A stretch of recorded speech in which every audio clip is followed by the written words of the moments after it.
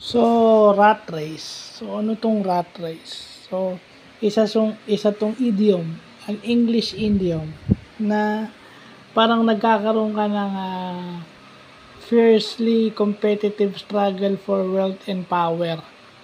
Diba, pag gustong-gusto mong yumaman, gustong-gusto mong maging number one, to the point na may masasagasaan ka, ayan, rat race yan.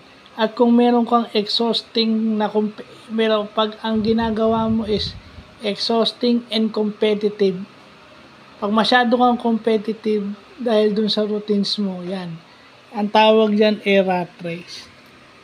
So yun sa Batang Quiapo, di ba? Example ko na lang yung si Ramon Montenegro, si Julio Montenegro, yung mga kabalyero, yan yun. Rat race. Kumbaga, naggagamitan sila para magkaroon sila ng advantage o ng leverage sa isa't isa.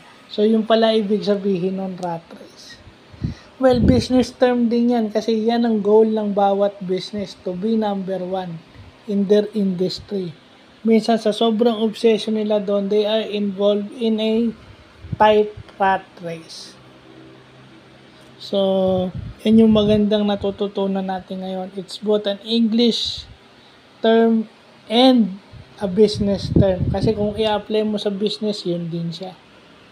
So, yun lang po.